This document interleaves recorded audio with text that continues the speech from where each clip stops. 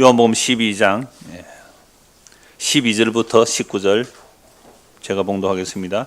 그 이튿날에는 명절에 온 큰 무리가 예수께서 예루살렘으로 오신다는 것을 듣고 종려나무 가지를 가지고 맞으러 나가 외치되 호산나 찬송하리로다 주의 이름으로 오시는 이 곧 이스라엘의 왕이시여 하더라. 예수는 한 어린 나귀를 보고 타시니 이는 기록된 바 시온 따라 두려워하지 말라 보라 너의 왕이 나귀 새끼를 타고 오신다 함과 같더라. 제자들은 처음에 이 일을 깨닫지 못하였다가 예수께서 영광을 얻으신 후에야 이것이 예수께 대하여 기록된 것인가 사람들이 예수께 이같이 한 것임이 생각났더라. 나사로를 무덤에서 불러내어 죽은 자 가운데서 살리실 때에 함께 있던 무리가 증언한지라. 이에 무리가 예수를 맞으면 이 표적 행하심을 들었음이르라. 바리새인들이 서로 말하되 볼지어다 너희가 하는 일이 쓸데없다 보라 온 세상이 그를 따르는도다 하니라. 아멘. 오늘 이 본문을 중심으로 나귀 새끼를 타시는 왕이라는 제목으로 말씀을 나누겠습니다. 지난주 설교 제목이 뭐였습니까? 호산나였죠. 여호와여 지금 우리를 구원하여 주소서, 주여 지금 우리를 구원하여 주소서, 그런 내용이었는데요. 이게 시편 118편에 있는 말씀이거든요. 시편 118편 25절 26절에 있는 말씀들을 유대인들은 너무 잘 알아요.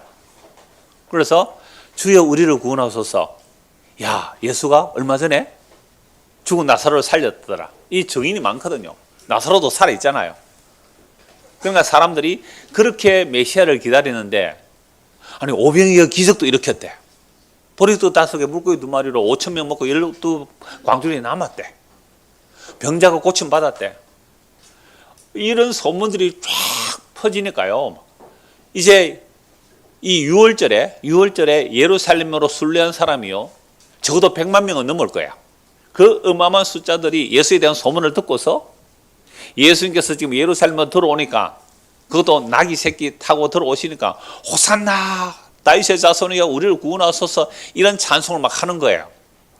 그게 이제 지난주 본 내용이었거든요. 그런데 그렇게 우리를 구원하소서라고 예수님께 말해놓고는 며칠 만에 돌변합니다. 왜 돌변했을까요? 지난주 말씀드렸는데요. 왜 돌변했을까요? 자기들이 원하는 왕이 아니라는 거죠. 유대인들은 메시아를 기다렸단 말이에요. 그럼 나라가 힘들고 어려울 때에 사람들은 다 초인을 기다립니다. 능력 있는 왕을 기다리죠. 그렇게 해서 자기들을 도탄에 빠진 우리 백성들을 구원해 주십시오. 우리가 일제 식민지와 같으면 일본을 물리쳐 주세요. 지금 2000년 전에 이 팔레스타인 땅은, 유대 땅은 로마가 식민 지배를 하고 있으니까 이 로마를 물리쳐 주십시오. 이게 그들의 그 민족적 메시아니즘이잖아요. 그런데 예수님 오셔서 예루살렘 성전에 들어가더니 세상에 성전에 장사하는 사람들 다 내쫓아 버렸어요. 그리고 이 성전을 헐어버리라고 그랬잖아요. 이건요, 유대인들, 대제사장, 바리새인, 서기관들은 이미 예수를 죽이려고 결의했지만 예수님을 환영하며 따라가는 수많은 무리도 깜짝 놀랄 일이에요. 지난주 말씀드렸잖아요. 그럼 우리 한국 교회 다 무너져야 되겠습니까? 개혁해야 되겠습니까? 한국에 있는 교회들 다 문 닫고 무너져야 되겠습니까? 개혁해야 되겠습니까? 지금 유대인들은요, 예루살렘 성전 하나거든요. 예루살렘 성전 하나인데 그 성전이 완전히 무너지고 파괴돼야 되겠습니까? 개혁돼서 더 멋진 성전이 돼야 되겠습니까? 개혁되고 더 멋진 성전이 돼야 되잖아요. 그런데 예수님이 가서 이 성전을 헐어버리라, 이 도둑놈이 속으리라. 그래서 예수를 환영하고 따라간 사람들도 깜짝 놀란 거죠. 여러분, 교회가 아무리 타락해도 망해야 되겠습니까? 그죠? 개혁되고 고쳐지고 새로워져야 되죠. 그래서 세상에 영향력을 미쳐야 될 거 아니에요. 그런데 이 교회당 다 없애버리라, 문 닫아버리라. 이건 뭐 예수님께서 그렇게 말씀하시니까 사람들은요, 이상한데 좀 심했다 해서 여론 조작하니까요, 그 수많은 무리가 며칠 만에 돌변하여 저 예수를 십자가에 못 박아 죽이라고 되는 거예요. 그래서 뭐는 믿을 수 없다? 군중 심리는 믿을 수 없는 거예요. 그게 이제 호산나 불렀던 내용인데요. 자, 오늘 말씀은요, 이제 14절입니다. 이어지는 사건이니까 14절. 예수는, 그러니까 지난주 본 말씀이죠. 그럼 왜 이들이 호산나 다윗의 자손이여 지금 우리를 구원하소서, 주여 지금 우리를 구원하소서 불렀다가 돌변하느냐 하면요, 시편 118편 25절 26절에 그 메시아 노래가 있거든요. 그런데 문제는 시편 118편 몇 절에요? 22절에 뭐가 없어요? 건축자들이 쓸모없다고 버린 돌이 모퉁이의 머릿돌이 된다는 그 말씀 빼고 주님을 영접한 거예요. 그러니까 우리가 예수님이 우리에게 왔을 때 에이 예수는 쓸모가 없어, 나에게 필요 없어 하고 예수를 버려야 돼요. 그러니까 여러분들은 아직도 예수를 안 버린 사람이 있다면 아직 멀었다는 거예요. 예수를 버려야 돼요. 어느 정도로 버려야 돼요? 죽도록 버려버린 거예요. 그 예수를 버린 자가 나임을 알지 못하면요, 아직도 예수 믿는다는 의미를 잘 몰라요.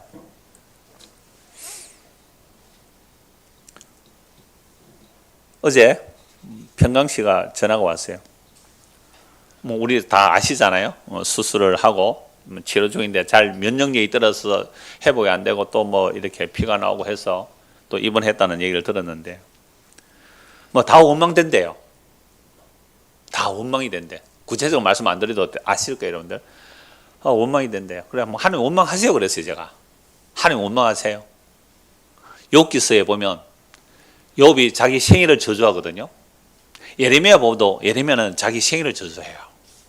안 태어났으면 좋겠다는 거예요. 너무 고통스러우니까. 그래도 돼요. 원망할 때까지 하셔도 돼요. 그래서 제가 예레미야 애가 오늘 우리 중고등 학생들 했잖아요. 3장을 좀 묵상하라고 보냈는데요.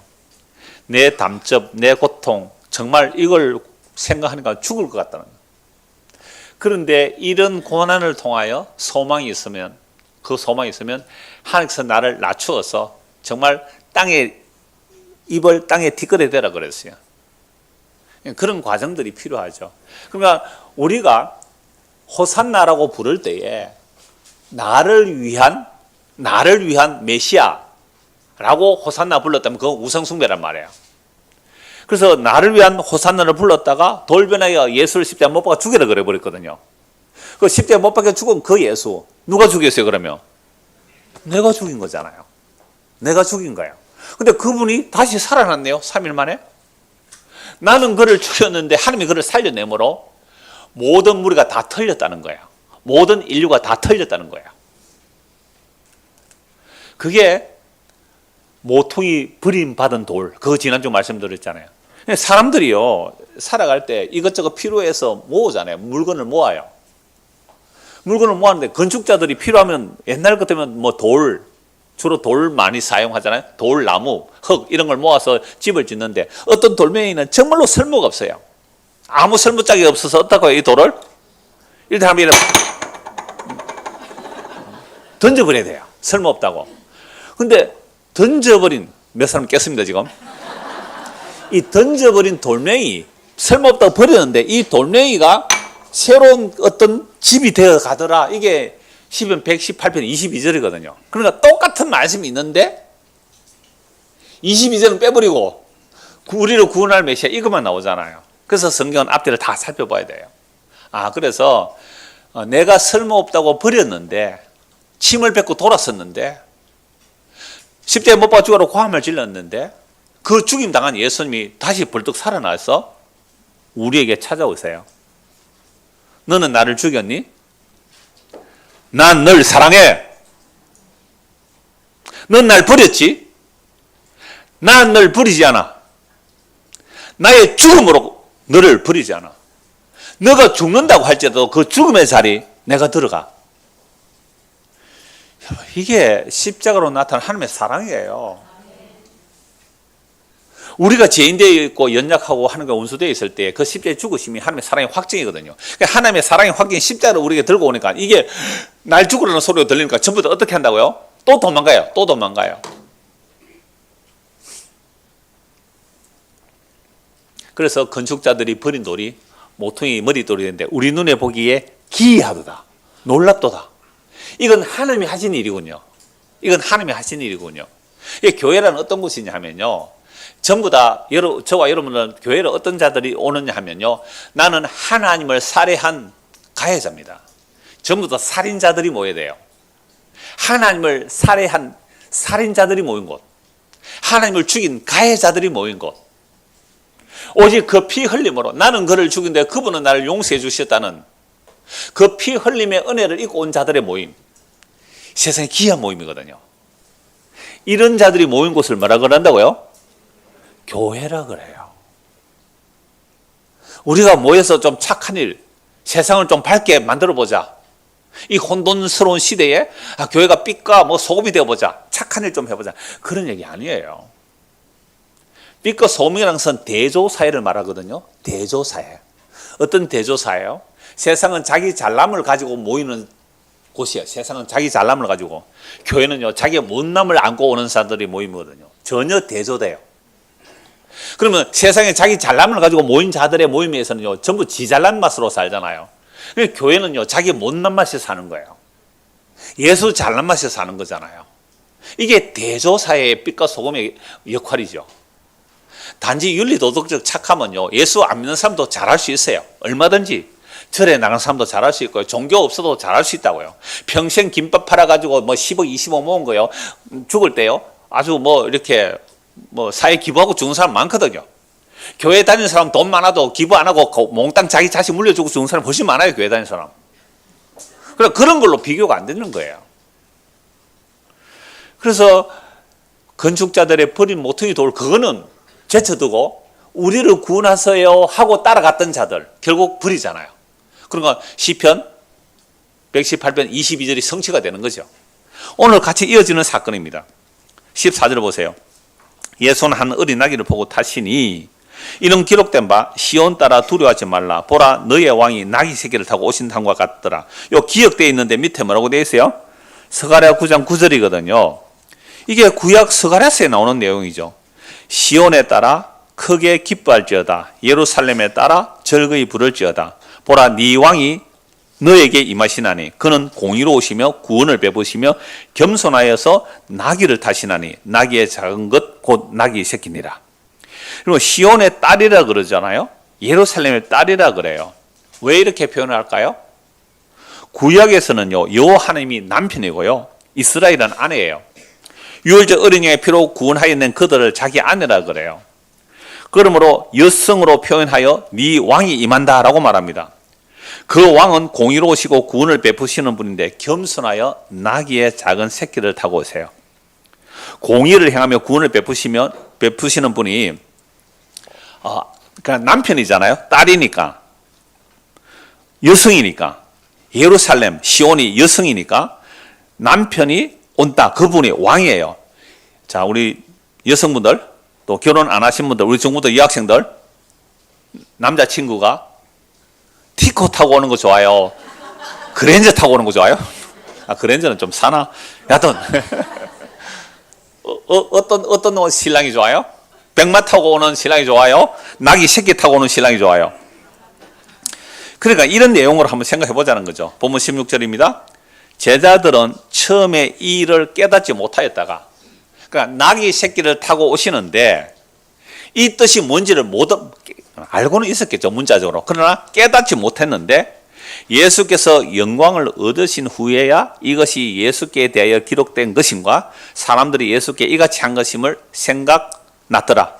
그러니까 나귀 새끼 타고 올 때 호산나 불렀고 결국 예수를 버리고 한 이 모든 사건들은 나중에 예수님이 영광 받고 나서 알았다. 여러분, 예수님이 영광 받는 자리는 뭐가 영광 받는 자리예요? 십자가입니다. 그래서 가룟 유다가 예수를 팔러 나갔을 때 예수님, 나는 인자는 영광을 얻었다 그래요. 그리고 또 영광을 얻을 거래요. 아니, 제자가 예수를 배신하여 팔러 나갔는데 그게 어떻게 영광 받는 일이에요? 십자가 죽는 일이기 때문에 그게 하나님의 영광이에요. 그리고 십자가에 달리시는 그 일이 하나님의 영광이에요. 이 세상에서 하나님께 영광 돌린다고 한 그 영광은 십자가에서 예수님 죽는 것이 하나님의 영광이거든요. 그럼 우리는 어떻게 하나님의 영광 돌릴 수 있을까요? 십자가에서 하나님께 영광 돌린 예수님을 믿으면 하나님께 영광이 되는 거예요. 우리가 세상에서 대단한 업적을 남겨서 영광 돌리는 게 아니고 하나님 아들이 하나님께 영광 돌린 십자가가 하나님의 영광인 줄 알고 그걸 믿는 자들이 하나님께 영광 돌리는 거예요. 이런 일들은 몰랐어요. 예수님 죽으시고 하나님 살려내시죠. 부활 성천하셔서 성령 임하고 나니까 이 사건이 무엇인지 알았다 이 말이죠. 그래서 요한복음이 기록되고 우리에게 이 말씀이 증거되는 겁니다. 17절 보십시오. 나사로를 무덤에서 불러내어 죽은 자 가운데서 살리실 때에 함께 있던 무리가 증언한지라. 그러니까 예수님을 수많은 사람들이 증언하잖아요. 나사로 내 살아나는 거 봤다. 예수님이 살려냈다. 그 증인들이 뭐 수십 명일 거 아니에요. 수십 명이 수백 명이 수천 명이 막 전화했을 거 아니에요. 그러니까 무리가 증언한 겁니다. 이에 무리가 예수를 맞으면 이 표적 행하심을 들었음 이르라. 그럼 이 무리가 예수를 맞는 이유는 뭐예요? 죽은 자를 살렸기 때문에 이제 예수님이 우리의 왕이 되면 죽은 자도 살려내는 능력이 있다면 뭘 할 수 있겠다? 로마를 물리치고 우리나라가 힘 있는 나라가 되기를 원한다. 이런 메시아를 맞이하는 거예요. 근데 며칠 만에 물론 돌변합니다. 자, 그때 19절 바리새인들이 서로 말하되 볼지어다 너희 하는 일이 설데없다. 보라 온 세상이 그를 따르는도다 하는지라. 그러니까 예수님을 수많은 무리가 따라가니까 이제 바리새인들이 체념을 하는 거죠. 야, 저 예수 죽이려고 했는데 이렇게 해서는 저 예수를 죽일 수 없다는 거예요. 왜 그래요? 수많은 무리가 호산나 호산나 하면서 따라가니까 그 예수를 만약에 잡아가면 어떻게 될까요? 예수를 잡아가면 민중들이 예수 잡아가는 사람을 죽일 거 아니에요. 정말 돌로 칠 거 아닙니까? 그래서 겁이 나서 바리새인 또 서기관, 대제사 이런 사람들 예수를 죽이로 결의했지만 이 수많은 무리가 따라가니까 못 잡는 거예요. 그래서 고민을 하죠. 유월절 끝나서 죽이자. 조용할 때 조용히 잡아서 처리하자. 라고 했는데 그런데 예수님은 언제 죽으셔야 돼요? 유월절 죽어야 되죠. 그러니까 죽이려고 하는 사람은 유월절을 안 죽이려고 하는데 죽임 당하는 분이 나는 유월절에 죽어야 돼. 여러분 성경이 얼마나 놀라웠냐 하면요.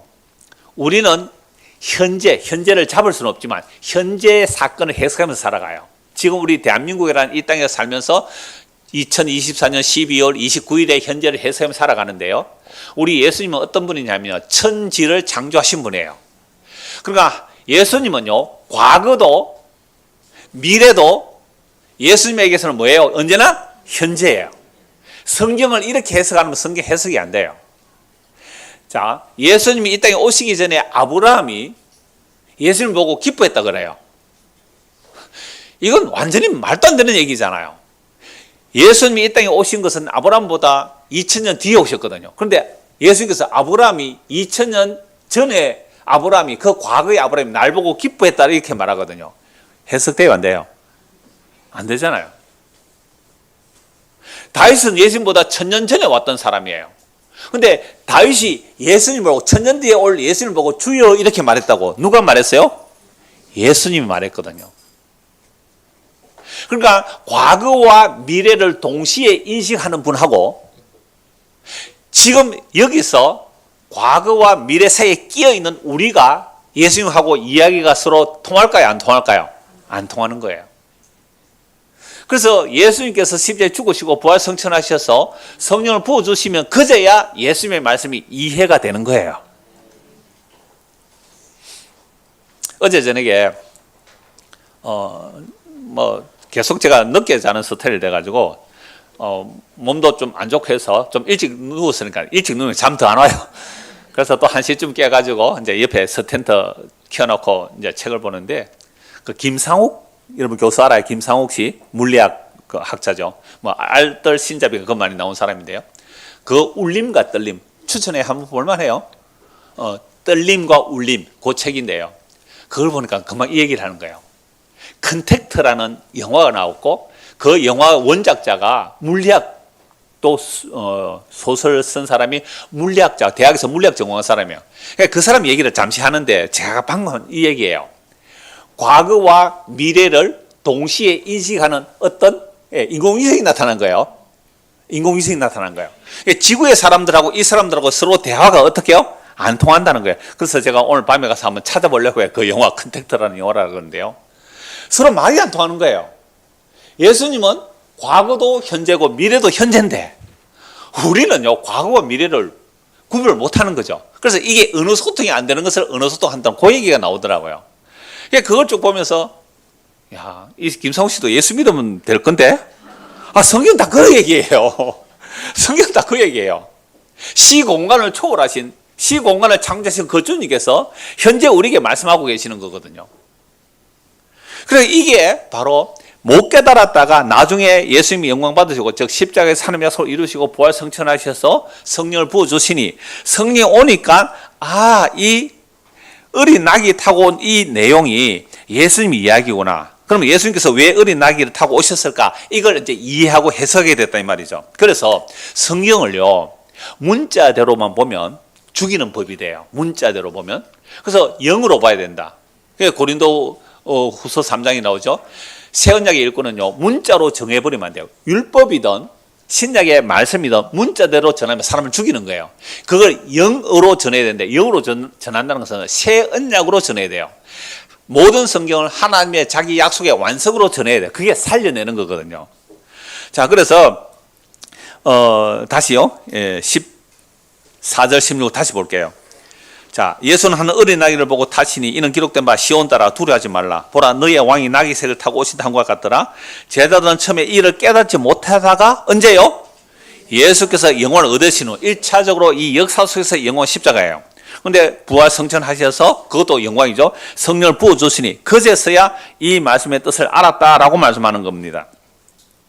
그래서 나귀 새끼를 타고 가시는데 그 앞에 여러분 우리 학생들 위해서 내가 이 사진도 하나 올렸는데요. 영화의 한 장면 같아요. 구글에 검색하니까 사람들이 지금 뭐 하고 있어요? 나귀 새끼, 조그마한 새끼죠. 타고 가고 또 종려나무 가지 들고 흔들고, 그 다음에 앞에 막 옷도 깔거든요. 겉옷을 막 깔아요. 그러니까 겉옷을 깐다는 것은 열왕기하 9장 13절에 보면요, 예후가 왕이 될 때 겉옷을 깔아서 그 발밑에 깔거든요. 그냥 왕을 맞이한다는 겁니다. 왕을.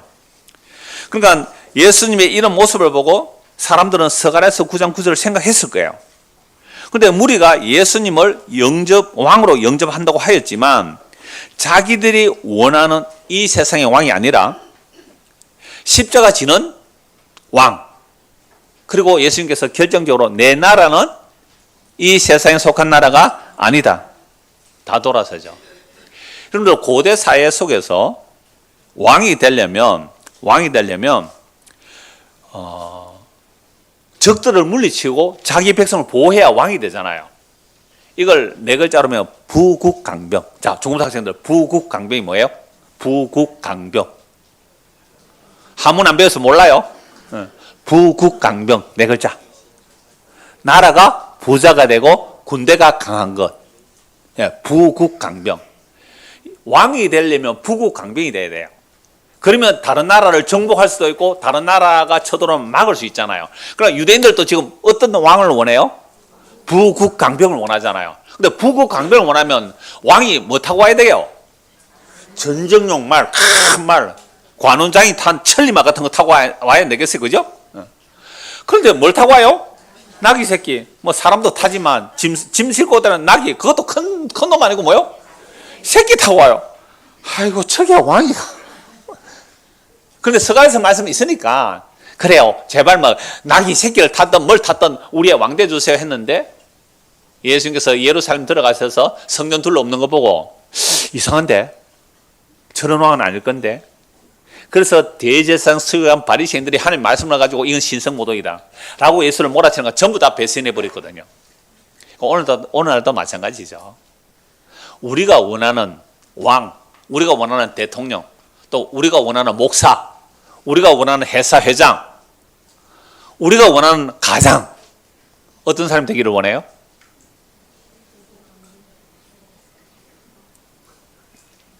그래서 스가랴서 9장요, 제가 세 번역으로 한번 읽어드릴게요.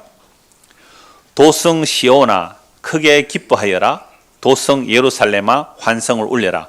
네 왕이 네게로 오신다. 그는 공의로우신 왕, 구원을 베푸시는 왕이시다. 그는 온순하셔서 낙이 곧 낙이 새낀 어린 나귀를 타고 오신다. 자, 스가랴서 9장 9절을 한번 찾읍시다. 이제 스가랴서 9장 다 봐야 되니까요. 스가랴서 9장. 자, 스가랴서가 어디에 있을까요? 구약에 있습니다. 자, 구약 성경이 마지막 성경의 말라기고 바로 앞에, 말라기 바로 앞에 스가랴서가 나옵니다. 스가랴서 9장 9절 보십시오.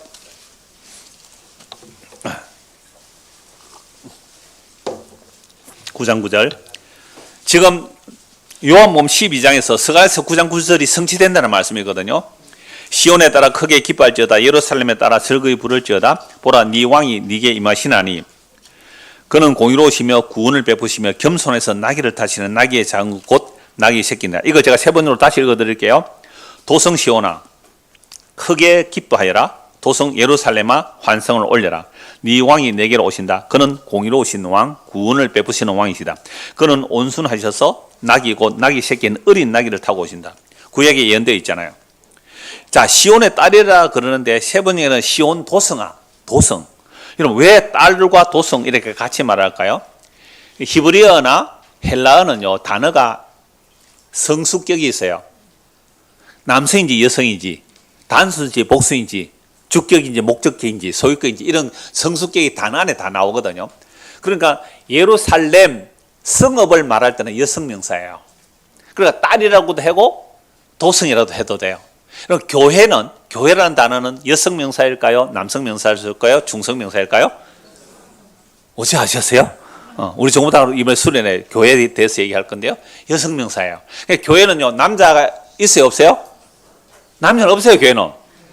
교회는 여자뿐이에요. 그러니까 남자든 여자든 다 여성이에요. 그게 교회예요. 그럼 남자는 누구뿐이에요? 예수님만 남자예요. 그죠? 그러니까 교회가 예수님을 사랑 안 하고, 교회가 예수님을 사랑 안 하고 딴 거 사랑하면 뭐예요? 그걸 바람핀다 그래요. 그거 가늠한다 그래요.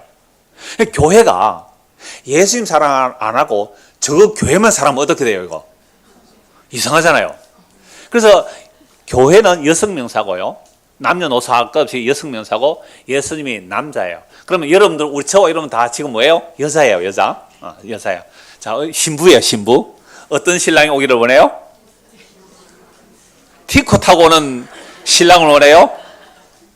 우리나라 제일 좋은 차 뭐예요? 제네시스 타고 오는 왕을 원해요. 여러분, 제네시스 뜻 뭔지 아세요? 지네시스. 창세기라는 뜻이에요. 창조한 거예요, 차를. 제네시스. 여하튼 제네시스 타고 오는 신랑이 좋아요? 중고 티코 타고 오는 차가 좋아요? 저 25년 전에 중고 티코 타고 왔는데요. 지금은 그랜저 탑니다. 그러니까 사람들은 세상이라는 것 자체가 왕이 오는데 에게 저게 이런 그 낙이 왜 겸손하여서 낙이 새끼를 타고 오세요. 근데 사람들은요 전부 다 멋진 왕을 구원하러 오는 왕이잖아요. 9장 9절에 뭐라 그래요? 구원하는 왕이에요. 구원하는 왕. 구원하는 왕이 이사야 53장에 보면 마른 땅에서 나온 줄기 같아서 흠모할 만한 아름다운 것이 없는 모습을 와요. 우리 청년들에게도 제가 자주 말씀드려요. 눈을 낮추세요. 눈높이를 낮추세요. 눈이 높고 마음이 교만한 게 죄거든요. 눈을 낮추시고 마음을 낮추시면 결혼할 사람 많습니다.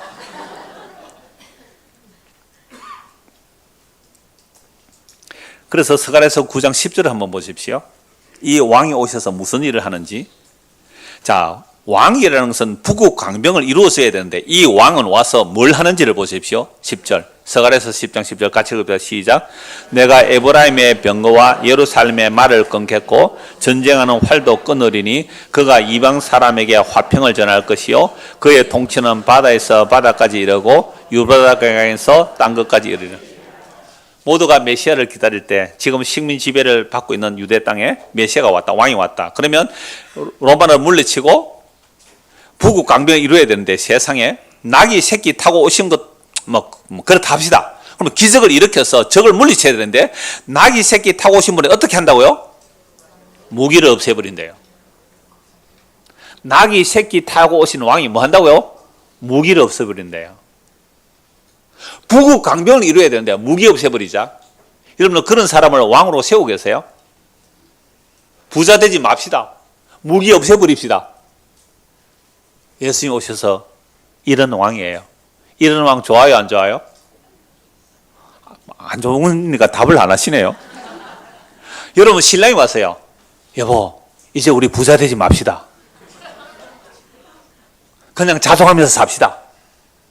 이런 왕이 좋아요? 그러니까 보세요. 성경은요. 9장 9절만 읽었지 10절을 같이 읽어야 되잖아요. 이스라엘의 왕이 왔는데 북국 강병을 이루어주는 왕이 아니에요. 구국으로 오신 왕이 아니에요. 나라 구하러 오신 게 아니란 말이에요. 내 나라는 이 세상에 속한 나라가 아니래요. 하나님의 아들이 자기 죽음으로 십자가 피를 흘려 구원하여 내는 그 나라를 만들러 왔지. 북국 강병의 왕은 없단 말이에요, 성경에서. 근데 왜 우리는 오늘날 이 땅에 살면서 예수를 믿는다는 사람들이 북국 강병을 꿈꾸느냐 말입니다. 세상 사람들은 그래도 이해해야 돼요. 왜요? 세상 사람들은 믿는 게 북국 강병이니까. 우리는요, 예수 믿는 사람은요, 그거 믿는 게 아니잖아요. 그러니까 예수님 오셔서 하시는 일이 이거예요. 에브라임의 병거, 북이스라엘 대표가 에브라임 지파거든요. 예루살렘의 말, 유다잖아요. 그럼 북이스라엘을 왜 망합니까? 북이스라엘 왜 망해요? 아수르에 왜 망해요? 722년 BC 722년 왜 아수르에 망해요? 이스라엘들이 여호와 하나님을 믿지 않고 뭘 믿었어요? 말과 병거를 믿어서 망해요. 남유다가 왜 망해요? BC 580년 왜 망해요? 하나님의 약속을 믿지 않고 애굽의 말과 병거를 의지했기 때문에 망해요. 그래서 애굽도 망하고 의지하는 자도 망하고 도움을 주는 자도 망해요. 그래서 유다가 망해요. 하나님 약속 안 믿죠. 오늘날 교회가 왜 망할까요? 물론 진짜 교회는 안 망해요. 근데 오늘날 그냥 우리가 말하는 교회가 왜 망할까요? 예수님을 안 믿기 때문에 망해요. 예수님 안 믿고 뭐 얻으려고요? 세상에 힘을 얻으려고. 그럼 그건 망한 교회예요. 예수 버리고 세상에 아주 강한 힘을 가진 교회가 된다면요, 그건 예수를 버렸기 때문에 망한 교회예요. 아무리 크고 힘있고 강해도 망한 교회예요.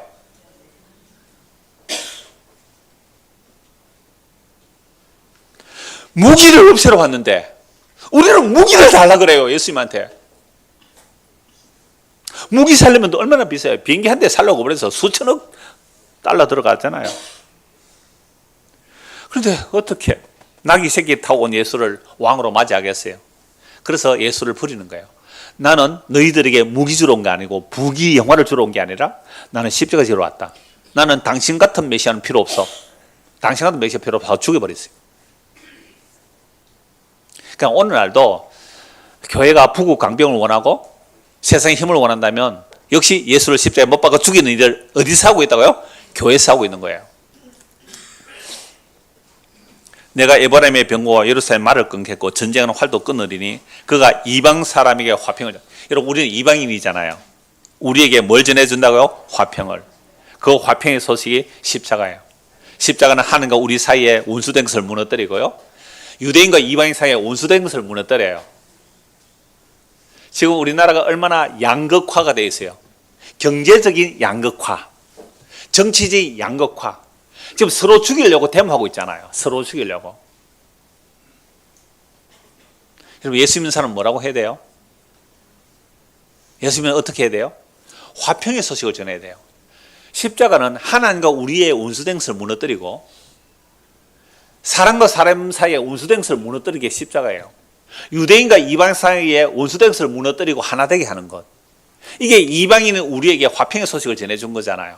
그럼 우리가 이 예수 그리스도의 복음을 들었다면, 우리가 이 땅에 대한민국이라는 현실에 살면 우리는 이쪽 저쪽 치우치는 게 아니라 뭘 해야 돼요? 화평의 소식을. 뭐가 화평이에요? 십자가에 죽는 모습이거든요. 그럼 십자가에 죽는 모습은 너희들 다 죽여버리고 나만 살겠다. 이쪽은 너희들 다 죽고 나만 살겠다.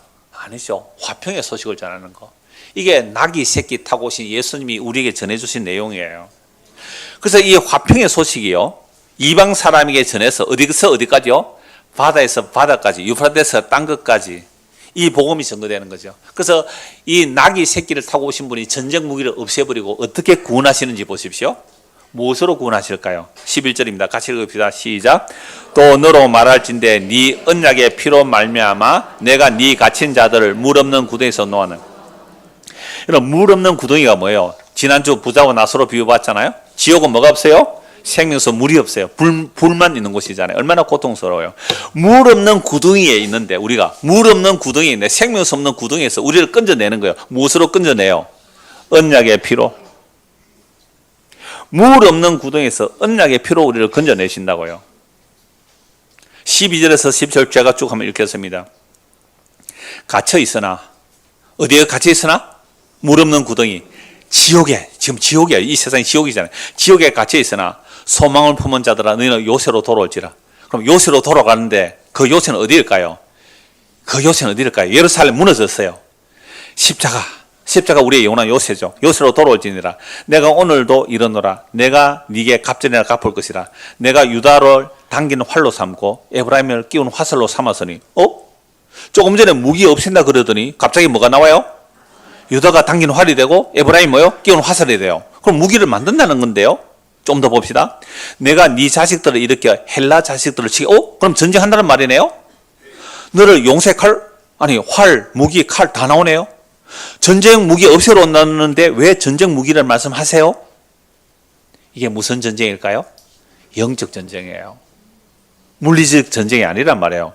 그럼 앞뒤가 안 맞잖아요. 전쟁 무기 없애러 오는데 왜 또 무기를 말하는 거예요? 이게 진리의 말씀이 어떻게 선포될까를 말하는, 자기 언약의 피로 어떻게 구원하실까를 말씀하는 내용입니다. 계속 보십시오. 여호와께서 그들 위에 나타나서 그들의 화살을 번개같이 쏘아내실 것이며 주 여호와께서 나팔을 불게 하시며 남방 해오리 바람을 타고 가실 것이라. 여호와 하나님께서 막 해오리 바람 타고 다니겠어요? 번개같이 쏘겠어요? 이게 무슨 전쟁일까요? 적들을 무너뜨리는 전쟁은 맞아요. 좀 더 보시죠. 만군의 여호와께서 그들을 호위하시리니 그들이 원수를 삼키며 물맷돌을 밟을 것이며 그들이 피를 마시고 즐거이 부르기를 술 취한 것 같이 할 것인즉 피가 가득한 동요도 같고 피 묻은 제단 모퉁이도 같으라. 막 피 흘림에 막 전쟁이 일어나죠. 이 날에 전쟁을 통하여 이 날에 그들의 하나님 여호와께서 그들을 자기 백성의 양떼같이 구원하시리니. 전쟁 무기 없앤다는데 왜 전쟁 이야기를 하면서, 그리고 전쟁으로 승리하고 나서 그 언약의 피로 구원하여 내는데 자기 백성을 어떻게 인도한다고요? 양떼같이 구원하시는데 그들이 왕관의 보석같이 여호와의 땅에 빛나리로다. 이거 제가 어린이 찬송 자주 말씀을 드리잖아요. 예수께서 오실 때에 그 기중 한 법에 하나라도 남김없이 다 찾으시리. 면류관에 달려서 반짝반짝 빛난다. 이런 의미예요. 그러니까 하나님께서 이 땅에 전쟁하러 오시는데 낙이 새끼 타고 오셔서 전쟁을 하긴 해요. 그런데 어떤 전쟁을 하느냐 하면 십자가로 원수들을 무너뜨리고 자기 백성을 구하여 내는 언약의 피로 구원하여 내셔서 자기의 멸관의 보석으로 만들겠다는 거예요. 왕관의 보석으로 만들겠다는 거예요. 이런 전쟁은 물리적 전쟁이 아니죠. 십자가로 나타난 영적 전쟁인데요. 그래서 시편 20편 7절 8절을 보면요, 제가 읽어드리겠습니다. 혹은 병거 혹은 말을 의지하나 우리는 여호와 우리 하나님의 이름을 자랑하리로다. 저희는 굽어 엎드려지고 우리는 일어나 바로 서리로다. 자, 말과 병거를 의지하는 자는 망하지만 주의 이름을 의지하는 자는 일어선다는 거예요. 주의 이름으로 오시는 이여 우리를 구원하소서. 지난주 봤죠? 주의 이름으로 오시는 이여 우리를 구원하소서. 이들은 뭘로 구원해달라? 부국강병, 말과 병거로 우리를 구원해 주세요. 예수님 어디로 가세요? 십자가로 가셨잖아요. 그러니까 사람들은 싫다고 버려요. 그래서 십자가에서 예수님이 뭘 흘려요? 피를 흘리죠. 언약의 피로 구원하러 오셨는데, 언약의 피로 우리를 구원하러 오셨는데, 원수를 물리치려고 마귀를 물리치고 언약의 피로 우리를 구원하러 오셨는데 우리는 종려나무 가지 들고 뭐요? 지금 우리를 부국강병의 나라로 만들어주세요. 이게 어떻게 예수님과 그 무리들이 서로 맞을 수 있는 이야기입니까? 그래서 오늘날도 같은 얘기를 해요. 물론 우리가 나라를 위해서 기도해라고 해요. 성경이. 나라를 위해서 기도하는 것은 나라가 안정돼야 신앙생활을 경건함과 안정된 가운데 하기 위해서 그러죠. 근데 우리는 이 나라를 구하는 구국의 기도를 하는 게 아니라 그 나라와 그 의를 구하는 자들이 예수 믿는 사람들이거든요. 예수 믿는 나라는 이 땅에 속한 나라가 아니거든요. 이 땅에 사는 동안 우리가 세금도 내는 거, 국방의 업무도 하고 국민의 4대 업무 하는 거 맞아요. 그러나 그건 이 땅에 발디고 있는 한이지 이 나라의 영원함은 아니거든요. 이 세상의 나라는 영원한 나라 없어요. 하나님의 아들의 피로 값주고 산 그 나라만 영원한 나라거든요. 그 피로 구원하러 오신 분이 그러니까 무기를 주는 메시아일까요? 그래서 스가랴서 9장 9절 말씀은 이걸 다 함의하고 있어요. 17절 다 포함해야 된단 말이에요. 이 문제대로 막 전쟁하는 것 같지만 그 전쟁이 말과 병기의 전쟁이 아니라는 겁니다. 시편 33편 16절 17절 읽어드립니다. 많은 군대로 구원 얻은 왕이 없으며 용사가 힘이 커도 스스로 구하지 못하는도다. 구원함에 말은 헛것이며 그 큰 힘으로 구하지 못하는도다. 말과 병거로 단 한 명의 영혼도 구원 못한단 말입니다. 이사야 31장 3절입니다. 애굽은 사람이요 신이 아니며 그들의 말들은 육체요 영이 아니라 여호와께서 그의 손을 펴시면 돕는 자도 넘어지며 도움을 받는 자도 엎드려져서 다 함께 멸망하리로다. 그래서 유다가 명하는 이유가요, 하나님 약속을 믿지 않고 애굽 의지하다가 망하거든요. 그래서 하나님의 자기 백성을 언약의 피로 구원해 내시는 거죠. 마태복음 26장 보십시오. 마태복음 26장. 두고 보고 말씀 마무리하겠습니다. 마태복음 26장입니다. 마태복음 26장 26절.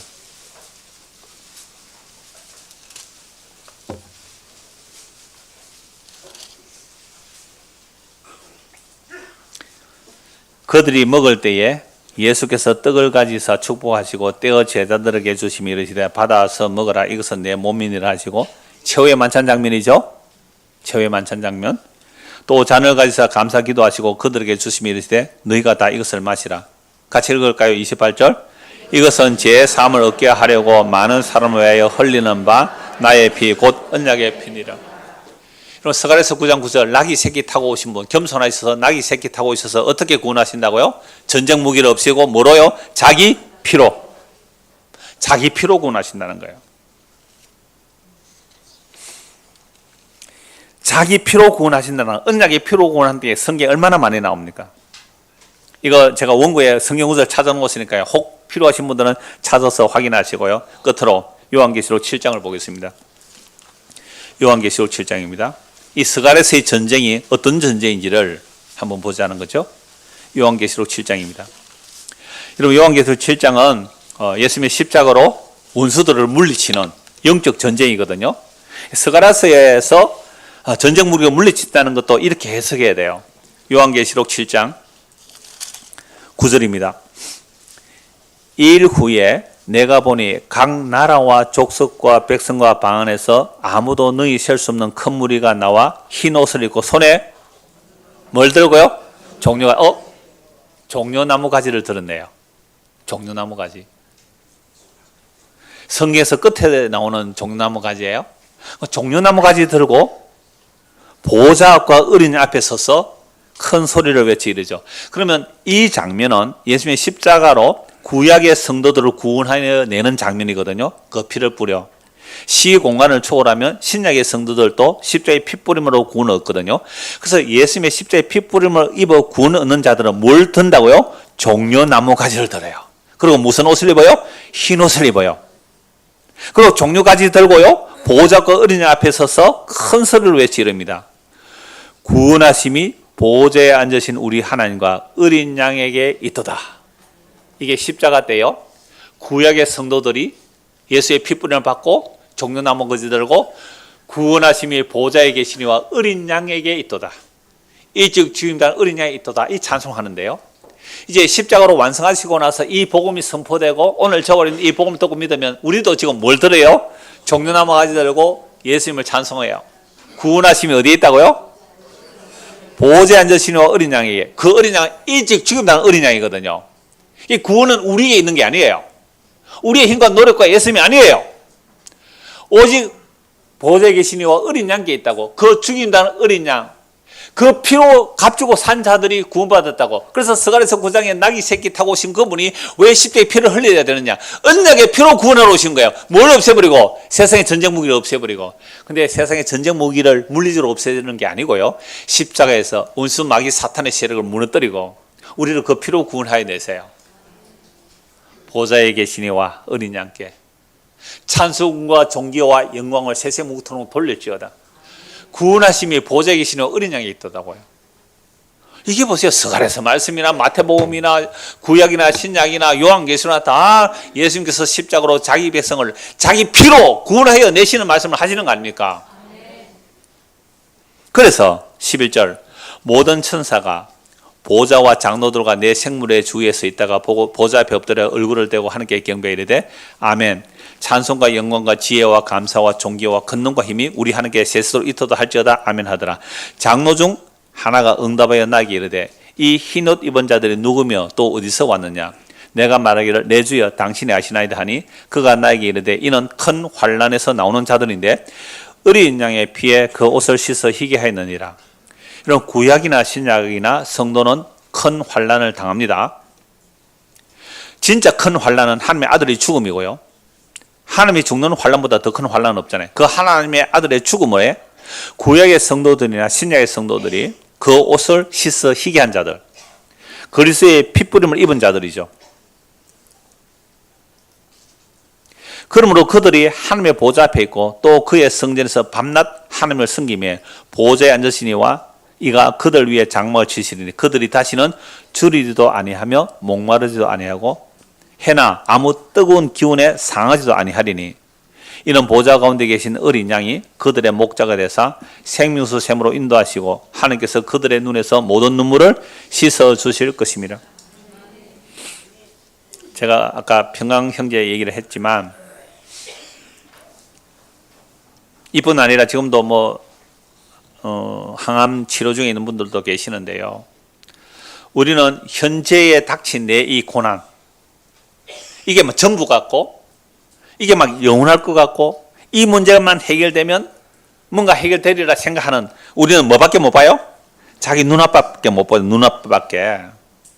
근데 천지를 창조하신 그 하나님, 과거와 미래를 함께 보시는 그 하나님께서 우리에게 찾아오셔서 뭐라고 말씀하실까요?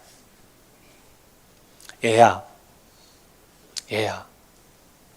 내가 전부란다. 내가 처음과 나중이란다. 내가 알파와 오메가란다. 물론 과정도 다 주님 것이잖아요. 나는 전에도 지금도 미래도 항상 현재로 있는 그 하나님이야. 내가 너의 전부가 되어줄게. 내가 너의 생명이 되어줄게. 나의 피로 너를 구속하고 내가 너의 남편이 되어줄게. 그 음란한 고멜 값주고 사오셔서 내가 정의와 진실로 너에게 장가들리니 그제야 네가 나를 여호와인 줄 알리라. 여호와 하나님께서 자기 언약을 그 십자의 핏부림으로 이루어내시고 오늘 우리에게 오셔서 나의 신부여 나와 함께 가자고. 나는 너밖에 없다고. 그 사랑 앞에 주여 나도 당신밖에 없습니다. 당신이 나의 전부입니다. 당신이 나의 영원한 남편입니다. 그런 자들 위해 장막을 함께 하신다 그랬잖아요. 눈에 보이는 하늘과 땅은요 진짜 잠시 잠깐입니다. 정말 잠시 잠깐. 이 혼돈도 잠시 잠깐이에요. 이 혼돈의 세월 속에서 왜 나귀 새끼를 타고 오셔서 십자의 피 흘림으로 자기를 구원하여 내실까? 그 십자의 피 흘리신 그분은 세상에 뭘 없애버리고요? 전쟁 무기를 없애버리고 화평의 소식을 전해주세요. 그래서 오늘 이 땅에 살아가는 우리는요, 내가 그 화평의 소식을 받은 자는요, 내가 그 화평의 소식을 받았다면 좌우로 치우침이 없이 십자가 예수 그리스도 그분 안에서 새로운 세상을 보고 믿을 뿐만 아니라 그 십자가로 완성된 하나님과 사람 사이의 원수됨을 무너뜨리는, 이웃과 이웃의 원수됨을 무너뜨리는 그 진짜 십자가라는 화평의 소식을 믿어서 평안해 내 영혼 평안해 라고 노래할 뿐만 아니라 그런 평안의 노래를 할 때 야 너는 왜 그렇게 평안하니? 라고 물을 때 뭐요? 라고 대답한 어떤 가수가 있더라고요. 나는 노래할 뿐입니다. 나는 노래로만 위로하겠습니다. 욕하지 마세요. 그럴 수 있잖아요. 우리 보고도 그렇게 욕할 수 있어요. 아니요. 우리는 진짜 평안, 하늘의 평안. 그 하늘의 평화를 주기 위하여 나귀 새끼 타고 오신 분이 십자가의 죽음으로 우리를 평화의 소식을 전해 주셨고, 그 평화의 소식을 받은 우리는 이 땅에서 평안을 맛보고 누리며, 또 야 너는 왜 그렇게 평안하냐라고 물을 때 그 평안의 소식을 전할 수 있는 사람들, 이들이 나귀 새끼 타고 오신 그 피로 구원한 예수님을 주와 그리스도로 믿는 사람들입니다. 이 은혜가 우리 모두에게 임하기를 소원합니다. 기도하겠습니다. 하나님 아버지, 우리는 왕을 원할 때 부국 강병을 이루어지는 그런 왕을 원했습니다. 그러나 예수님은 십자가에 지는 영원한 왕이었습니다. 아무도 그를 맞이할 수 없었습니다. 예수님께서 십자가의 영혼을 얻고 나서 부활성천하여 성령을 부어주시니 나귀 새끼 타고 오신 그 뜻이 무엇인지 알았다고 사도들이 기록하고 있습니다. 오늘 우리에게도 성령을 부어주셔서 기록된 이 계시의 말씀을 통하여 예수님의 십자가가 왜 하나님의 영광이며, 예수님의 십자가의 피가 왜 우리의 구원이 되며, 그 보혈의 공로 안에서 주님을 왜 찬송할 수 있는지 알게 하시고, 우리도 종려나무 손에 가지 들고 구원하심이 보좌에 계시니와 일찍 죽임당하는 어린 양께 있다고 찬송할 수 있는 무리가 되도록 은혜를 베풀어 주시옵소서. 시종을 주님께 부탁하오며 예수 그리스도를 받들어 기도드리옵나이다. 아멘.